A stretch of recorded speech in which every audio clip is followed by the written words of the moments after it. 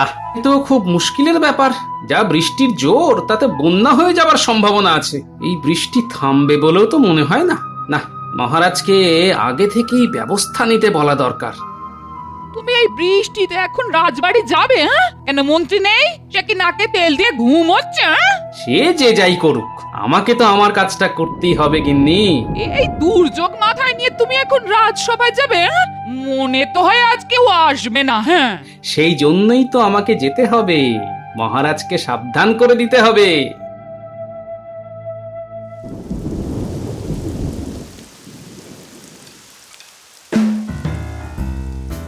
আজ আর রাজসভায় যাব না, যা বৃষ্টি, খিচুড়ি খেয়ে বেশ নাক ডাকিয়ে ঘুমোবো। হ্যাঁ, সেটাই ভালো। আমি খিচুড়ির ব্যবস্থা করছি, কিন্তু কিন্তু এত বৃষ্টিতে বন্যা হয়ে গেলে তো আমাদের মুশকিল। মনে রেখো বউ, আমি এই রাজ্যের মন্ত্রী। বন্যায় হোক বা ভূমিকম্প, আমার খাবার জোগাড় করতে কোনো অসুবিধা হবে না। চাল ডাল আমাকে ভূতে জোগাবে। ভূতে জোগাবে?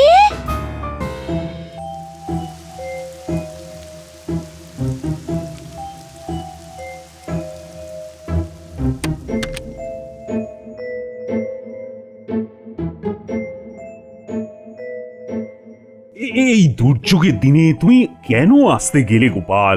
আগে যে কোনো দুর্যোগের দিনই মহারাজের কাজে লাগতে পারি, তাই ভেবে মহারাজ।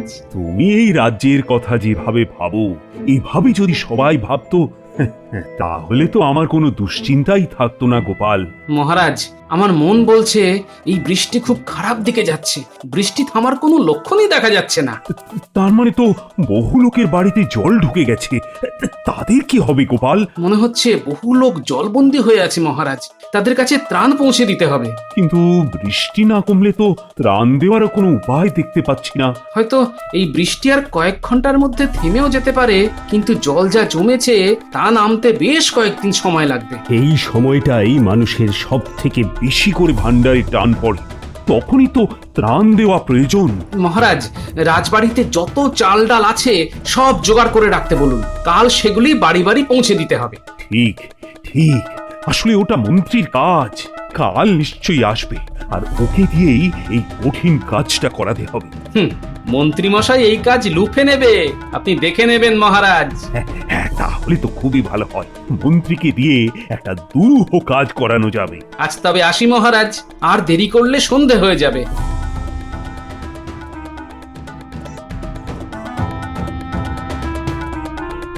মনে হচ্ছে বৃষ্টির ছাঁট একটু কম, তার মানে কাল আবার রাজসভায় যেতে হবে। ধুর, ভালো লাগে না। রাজসভায় যেতে ইচ্ছে না করলে তো তোমার চাকরিটাই থাকবে না। তখন আমরা খাবো কি? দেখো বউ, আমাকে ছাড়া মহারাজ কোনো কাজই হাত দেন না। আমাকে তার দরকার পড়বেই। তাই যেন হয়, তাই যেন হয়।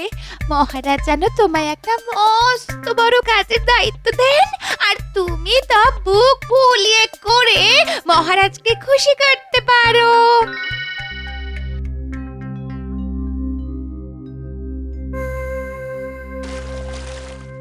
যাক, বৃষ্টি একটু কমেছে, কিন্তু ক্ষতি যা হবার হয়ে গেছে। কাল সকালের আগে জলমগ্ন অঞ্চলগুলিতে ত্রাণ পৌঁছানো যাবে না।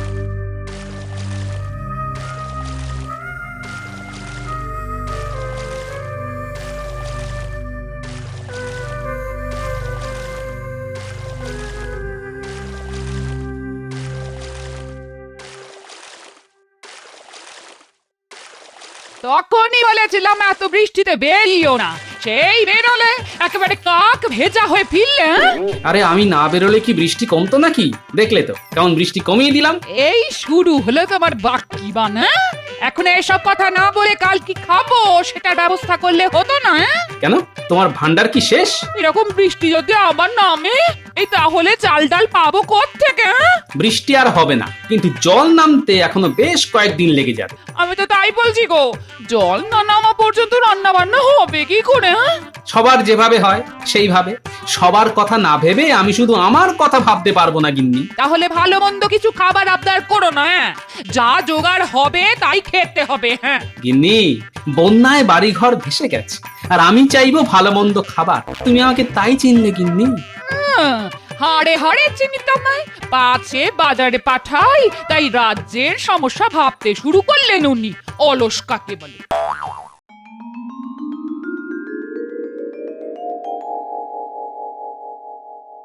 মন্ত্রী, কাল আসনি কেন? কি বলছেন মহারাজ?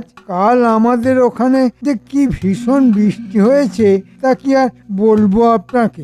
ও, শুধু কি তোমাদের ওখানেই বৃষ্টি পড়েছিল, অন্য কোথাও নয়? সেটা তো আমি ঘুরে দেখিনি মহারাজ, তবে আমাদের বাড়ির আশপাশ একেবারে নদী হয়ে গেছিল। গোপাল, তোমার বাড়ি চারপাশে জল জমেনি? আগে হ্যাঁ মহারাজ, একদম বুক সমান জল, তাই ঠেলেই তো আমি এলাম। কাল ওই দুর্যোগের মধ্যে রাজ্যের মানুষেরা কতটা দুর্দশায় আছে তা কিন্তু মন্ত্রী জানা উচিত ছিল। আমি তো জানার চেষ্টা করেছি, কিন্তু এত বৃষ্টি যে... থামো থামো মন্ত্রী, আমার রাজ্যের কোথায় কোথায় মানুষ জলবন্দী হয়ে আছে তা আমার জানা নেই। তাদের কাছে চাল ডাল পৌঁছে দেবার কঠিন দায়িত্ব কিন্তু তোমাকেই নিতে হবে। মহারাজ, এত কঠিন দায়িত্ব নেওয়ার জন্য আমি কি যোগ্য লোক? আরে এ তো সাপে বড় হলো। হ্যাঁ, চাল ডাল আমার হেফাজতে রাখতে হবে, এবার আমাকে পায় কে? ঠোঁটের বাদিকের হাসিটা তো আমি চিনি। এবার চুরি করে মহারাজের ভান্ডার খালি করে দেবে বেটা। এই কঠিন কাজটা আমি তোমাকেই দিলাম। গোপাল, তুমি বরং মন্ত্রীকে সাহায্য করো। মহারাজ, ত্রাণ কিভাবে কোথায় কখন কাকে পাঠাতে হয় তা আমার থেকে মন্ত্রী ভালো জানে। ঠিক লোককেই আপনি সঠিক কাজটা দিয়েছেন। তোমার এই মুহূর্তে প্রথম কাজ দুর্গতদের কাছে ত্রাণ পৌঁছে দাও। মন্ত্রী, তুমি তোমার কাজ শুরু করে দাও। এত লোকের জন্য ত্রাণ? আমার তো প্রচুর মোহর লাগবে। মোহর নিয়ে চিন্তা করো না, যত মোহর লাগে তুমি নিয়ে যাও। যথা আজ্ঞা মহারাজ। মন্ত্রীমশাই, ও মন্ত্রীমশাই, আমরা বটা আর ঘটা। ওরে আমার সোনা মানিকরা, আরে আমি তো তোদেরই খুঁজছিলাম। আমাদের খুঁজছিলেন? আহা, কি ভাগ্য আমাদের। তার দরজাটা একটু খুলুন না, নইলে ঢুকবো কি করে? দরজা খোলা যাবে না, জল হুড়মুড়িয়ে ঢুকবে। তাহলে দেখা হবে কি করে? ছাদে উঠিয়ে কথা হবে। ছাদে উঠতে হবে? কেন, তোরা তো ছাদ দিয়েই ঘরে ঢুকিস। ঠিক আছে, আমরা ছাদ দিয়ে আসছি। ঘটা, আমি ছাদে উঠছি, তুই আমার পা চেপে ধর, নইলে কিন্তু জলে পড়ে যাবি। ঠিক আছে, তুই আগে ওঠ। শক্ত করে ধরে থাক ঘটা, জলে পড়লে আমি কিন্তু তোকে তুলতে পারবো না। শোন, একটা দারুণ কাজ এসেছে। হ্যাঁ, এবার বলুন কি করতে হবে? আমি কিন্তু ডুব সাঁতার জানি না। হ্যাঁ, আরে সেরকম কাজ নয়, মহারাজ জলবন্দীদের ত্রাণ দেবে। সেই ত্রাণ বস্তায় বস্তায় আসছে, রাখা হবে গুদামে। সেই গুদামের চাবি থাকবে আমার হাতে। বস্তায় বস্তায় প্রাণ আসছে? যা বাবা, এত প্রাণ আমরা কাদের দেব? যারা মরে গেছে তাদের? তোর মুন্ডু, ত্রাণ নয় রে, ত্রাণ ত্রাণ। মানে যারা এখন জলের জন্য বেরোতে পারছে না, তাদের জন্য খাবার দাবার তো পাঠাতে হবে। এটাকে ত্রাণ বলে। মুখ্য কোথাকার। আপনার মধ্যে এত মায়া মমতা আছে তা তো আগে জানতাম না মন্ত্রী মশাই। আছে রে আছে, তোদের জন্য মন আমার বারবার কেঁদে ওঠে। তাই তো এই ত্রাণ কারোর কাছে যাবে না, তোদের কাছেই থাকবে। আমি সামান্য বিলিয়ে বাকিটা তোদের দিয়ে দেব। আপনার কথা শুনে আমার চোখেও জল চলে আসছে। কত ভালো আপনি। তা ভাগাভাগিটা কেমন হবে? কেন, যা ভাগ তা আদায় হবে রে। আমার জন্য তোদের প্রাণ কাঁদে না? সব সময় কাঁদে মন্ত্রী মশাই, কিন্তু প্রাণ কি করে আধা আধি ভাগ হবে বুঝতে পারছি না তো। তোদের প্রাণের চাবিকাঠি তো আমার হাতে রে বোকা। আমার হাত থেকে তোদের পরিত্রাণ নেই রে বটা ঘটা। কাল জল নেমে গেলে আমার কাছে আসিস।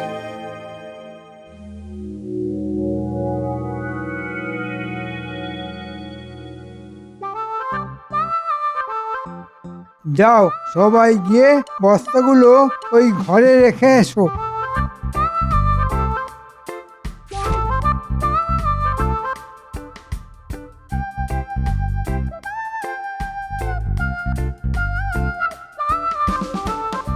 কি হলো, মন্ত্রী এখনো আসেনি? আগে আসার সময় দেখে এলাম মন্ত্রীমশাই ত্রাণের বস্তাগুলির তদারকি করছেন মহারাজ।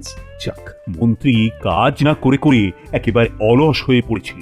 এতদিনে এমন একটা কাজ দিয়েছি যে ফাঁকি মারার রাস্তা নেই। আপনি নিশ্চিন্ত থাকতে পারেন, মন্ত্রী কখনো এই কাজে ফাঁকি মারবেন না, গুছিয়ে কাজ করবেন একেবারে।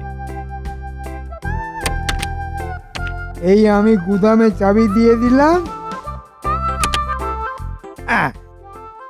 এই চাবির খবর কেউ পাবে না। খেল শুরু হবে আজ রাত থেকে।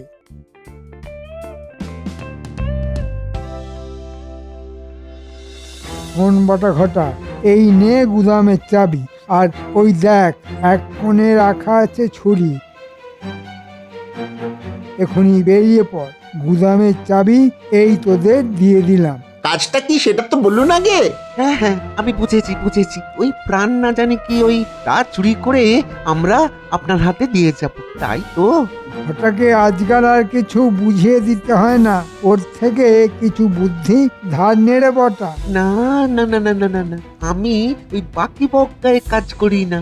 ওটাকে ধার দিলে ও শোধ দেয় না। ঠিক আছে, অনেক সময় নষ্ট হয়েছে, এবার ভালো করে কথাটা শোন। তোরা এক্ষুনি গিয়ে গুদামের চাবি খুলে ঢোক, তারপর এই ছুরি দিয়ে বস্তা কেটে চাল ডাল বার করে আর একটা বস্তায় পুরে এখানে নিয়ে আসবি। কিন্তু একটা কথা শুনে রাখ, বস্তার কাটা দাগ যেন দেখে মনে হয় ইঁদুরে খেয়েছে। ঠিক আছে, যেমন বলছেন তেমনই কাজ হবে।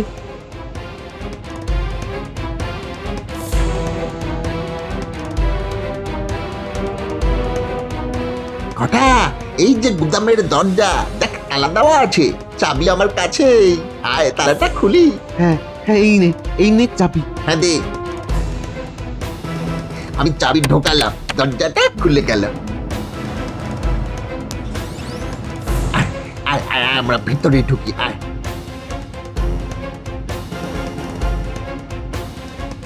ওই যে বস্তাগুলো পড়ে আছে, চল তাড়াতাড়ি এগুলোকে কাটি। হ্যাঁ হ্যাঁ, জলদি কাজ সেরে ফেলতে হবে। তুই মাল বার কর আর আমি এই বস্তায় ভরি।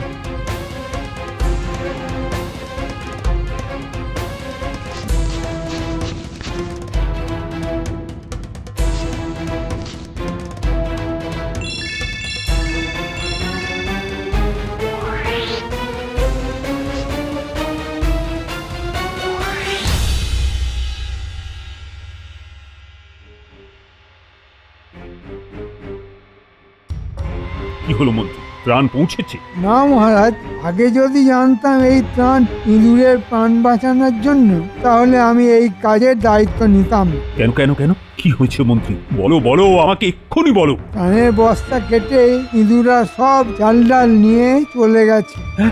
এটা তুমি কি বলছো মন্ত্রী? চাল ডালের বস্তার সবকিছু নিয়ে চলে গেছি ইঁদুর? মহারাজ, মাল টানার জন্য আপনার আর হাতির প্রয়োজন নেই, ইঁদুরই এখন থেকে মাল টানতে পারবে। গোপাল, এখানে আমরা খুব দরকারি একটা বিষয় নিয়ে কথা বলছি, আজে বাজে কথা বলার কোনো অবকাশ নেই। তোমাদের তর্ক বন্ধ করো, এসব পরে হবে। আজ আবার গুদামে চাল ডালের বস্তা ভরো, কাল থেকে আবার ত্রাণ চালু করো। একদিন না হয় পিছিয়ে গেল। হ্যাঁ, সেটা তো হলো, তার চেয়েও বড় কথা কত খরচা বেড়ে গেল, আবার নতুন করে সব কিনতে হবে। মহারাজ, কিছু মোহর তো লাগবেই। আরে যত খুশি মোহর নিয়ে যাও, ত্রাণ কিন্তু কালকের মধ্যেই পৌঁছতে হবে।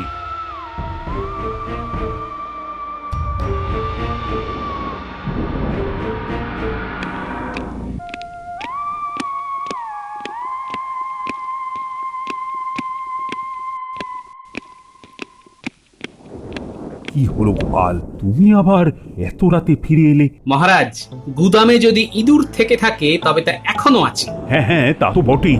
মহারাজ, আমার কাছে খুব শক্তিশালী ইঁদুরের গন্ধ বিষ আছে, তা গুদামে ছড়িয়ে রাখলে গন্ধে ইঁদুর আর ওদিকে আসতেই পারবে না। বাহ বাহ বাহ, খুব ভালো। তাহলে এই নাও চাবি।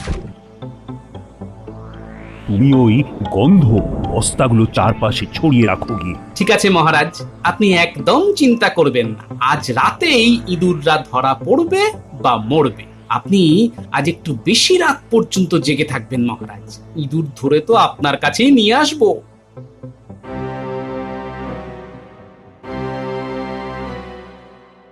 চমৎকার কাজ করেছিস রে পটা ঘটা। আজ আবার মাল এসেছে, আজ ঠিক ওইভাবেই তোদের কাজ করতে হবে।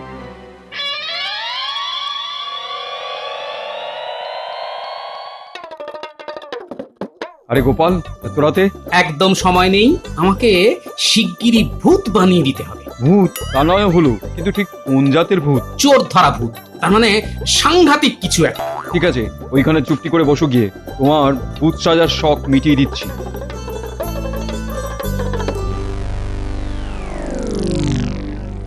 ঘটা ঠিক কালকের মতো, বুঝেছিস? এক কাজ একইভাবে দুবার করতে ভালো লাগে বল। বাবা, আজ আবার একটা টিমটিমে আলো কেউ লাগিয়ে গেছে। ভালোই হয়েছে, দেখতে সুবিধা হবে। ওই যে বস্তাগুলো দেখা যাচ্ছে রে, তুই ওদিকটায় যা, আমি এদিকটা সামলাচ্ছি। গুলটে, ন্যাপলা, যা বললাম তা মনে আছে তো? ঠিক মতো করতে পারবি তো? হ্যাঁ হ্যাঁ, কেন পারবো না? ওটা এই ঘরে কি যেন আছে, আমি টের পাচ্ছি। তুই আসলে ভয় পাচ্ছিস কেন বলতো? না রে, আমিও মনে হচ্ছে কিছু একটা দেখলাম। এই কি বলতো? হ্যাঁ কি? একটা ছায়া। হ্যাঁ রে। ওরে বাপ রে, কি ভয়ঙ্কর চেহারা রে, মারাত্মক কোনো ভূত রে বটা। আমি যে তাকাতেই পারছি না বটা। তুই তো তাকিয়েছিস, আমি তো চোখটাই খুলতে পারছি না। ওরে বাবারে। তোমরা বটা ঘটা এখানে কি করছিস? আমরা প্রাণ নিতে এসেছি প্রভু। প্রাণ চাই না প্রাণ চাই? হ্যাঁ, দুটোই প্রভু। দুটোর যে কোনো একটা। ত্রাণ পেলে প্রাণ পাবি না, প্রাণ পেলে ত্রাণ পাবি না। প্রভু, প্রভু, আমরা এখন পালাতে চাই, যাবো? হ্যাঁ, পালাবি। বটা ঘটার কাঁধে ওঠ, নইলে চিবিয়ে খেয়ে ফেলবো। দেখ আমার দাঁত, দেখ এখনো কেমন রক্ত লেগে আছে। না না প্রভু, আমায় এক্ষুনি খাবেন না। মন্ত্রীমশাই আগে মোহর ভাগ করে দিই, তারপরে যত ইচ্ছে খেতে চান খান। এই আমি ঘটার কাঁধে উঠে পড়েছি, এইবার যাই প্রভু। হ্যাঁ, এবার যা। তাই তো, চোর এবার বাইরে বেরোচ্ছে, এবারই তো আমাদের কাজ। আমি তৈরি আছি। প্রভু, আপনি চলে গেছেন? না রে, তোকে খাবো বলে পিছে পিছে আসছি। ওরে বাবারে বাবা, ঘটা ভূতটা আমাদের পেছনেই আসছে রে।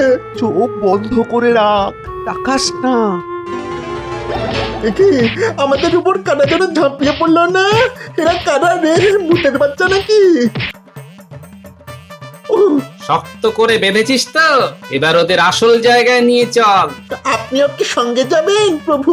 কেন, গেলে তোদের ভালো হয়?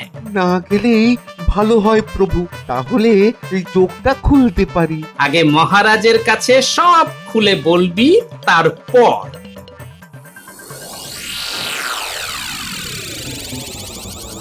এত রাত হচ্ছে কেন? গোপাল বলেছিল ইঁদুর ধরে আনবে, কিন্তু কই, কখন আসবে গোপাল? এটা কি এখানে এলো? না না মহারাজ, আমি ভূত নই, আমি গোপাল। ভূত সেজে ইঁদুর পাক পেয়ে এনেছি। এই যে দুই নেংটি ত্রাণের বস্তা কেটে সব জিনিস নিয়ে গেছে। এদের নাম বটা আর ঘটা। গুদামের চাবি এরা এলো কোত্থেকে গোপাল? যাকে চাবি দিয়েছিলেন সেখান থেকেই এরা পেয়েছে। মহারাজ, আমাদের কোনো দোষ নেই, মন্ত্রীমশাই আমাদের দিয়ে এই কাজ করিয়েছেন। আমি এক্ষুনি পেয়াদা পাঠিয়ে মন্ত্রীকে ধরে আনছি।